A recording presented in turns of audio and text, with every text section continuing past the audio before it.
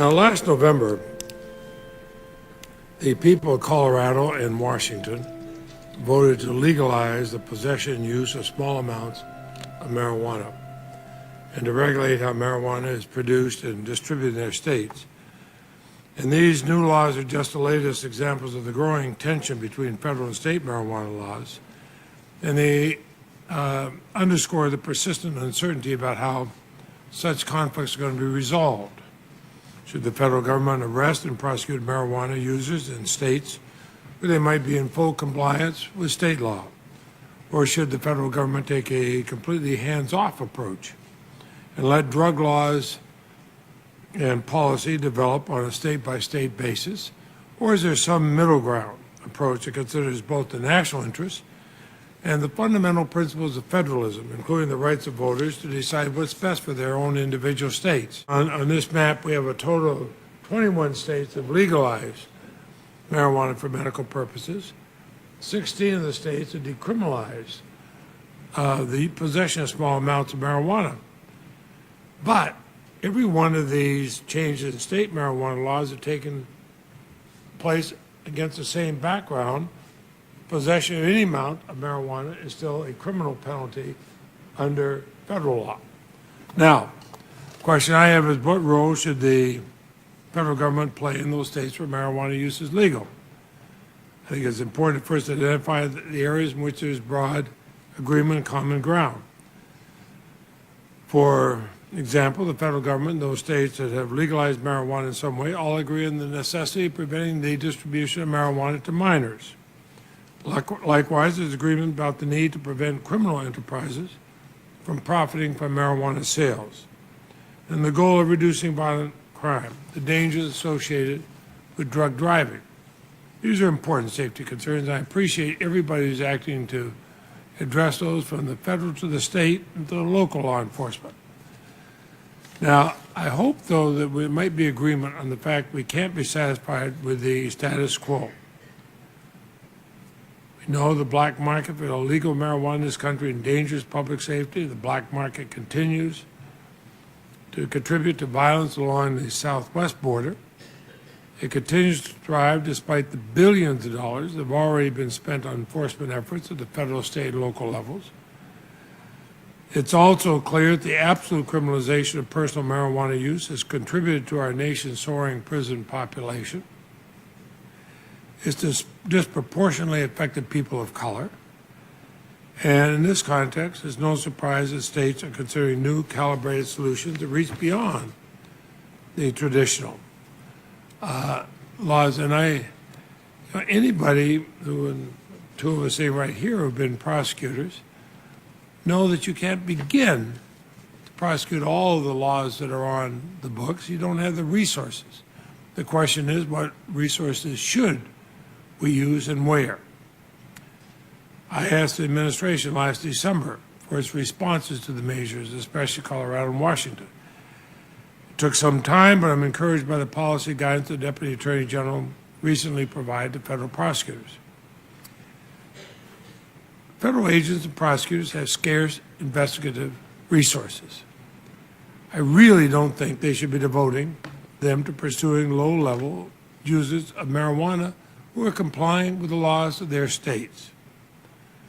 The President said last year, there are bigger fish to fry. And I'm glad the Justice Department plans to commit its limited resources to addressing more significant threats. And I appreciate that Deputy Attorney General Cole, who's no stranger to this committee, is here to answer questions. But I also look forward to hearing from the witnesses in Colorado and Washington. They see it not in the abstract, but day by day in their state. I want them to explain the decision in their states and the implementation of those decisions. So I hope today's hearing will also shine light on how a series of federal laws pose significant obstacles to effective state implementation and regulation of marijuana, including existing federal laws and regulations in areas such as banking and taxation. We have to have a smarter approach to marijuana policy.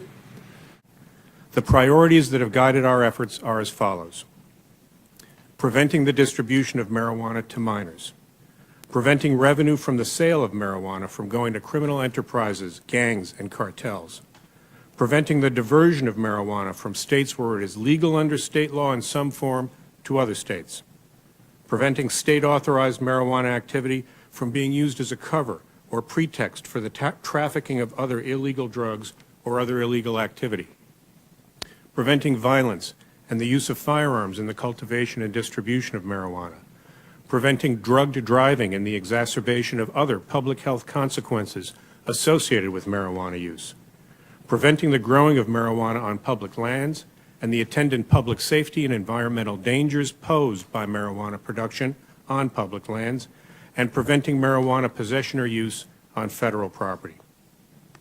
Examples of our efforts have included cases against individuals and organizations who were using the state laws as a pretext to engage in large-scale trafficking of marijuana to other states, enforcement against those who were operating marijuana businesses near schools, parks, and playgrounds, and enforcement against those who were wreaking environmental damage by growing marijuana on our public lands.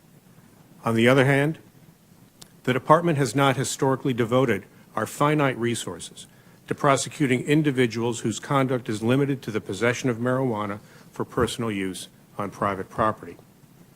In November of 2012, voters in Colorado and Washington state passed ballot initiatives that legalized under state law the possession of small amounts of marijuana and made Colorado and Washington the first states to provide for the regulation of marijuana production, processing, and sale for recreational purposes.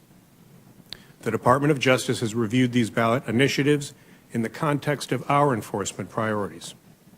On August 29, 2013, the Department notified the governors of Colorado and Washington that we were not, at this time, seeking to preempt their state ballot initiatives.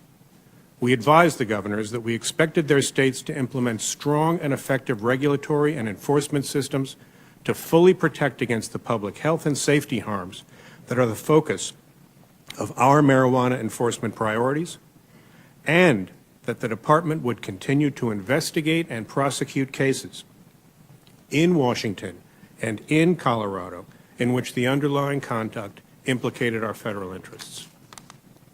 The Department reserved its right to challenge the state laws at a later time, and in the event of any of the stated harms materializing, either in spite of strict regulatory scheme or because of the lack of one, we reserve that right to preempt. That same day, the Department issued a guidance memorandum to all United States attorneys, directing our prosecutors to continue to fully investigate and prosecute marijuana cases that implicate any one of our 8 federal enforcement priorities. This memorandum applies to all of our prosecutors in all 50 states and guides the exercise of prosecutorial discretion against individuals and organizations who violate any of our stated federal interests, no matter where they live or what the laws in their states may permit. Outside of these enforcement priorities, however, the Department will continue to rely on state and local authorities to address marijuana activity through the enforcement of their own drug laws. This updated guidance is consistent with our efforts to maximize our investigative and prosecutorial resources in this time of budget challenges, and with the more general message the Attorney General delivered last month to all federal prosecutors, emphasizing the importance of quality priorities for all cases we bring, with an eye towards promoting public safety, deterrence, and fairness. Our updated guidance also makes one overarching point clear. The Department of Justice expects that state and local governments that have enacted laws authorizing marijuana-related conduct will implement effective regulatory and enforcement systems to protect federal priorities and the health and safety of every citizen. As the guidance explains, a jurisdiction's regulatory scheme must be tough in practice, not just on paper.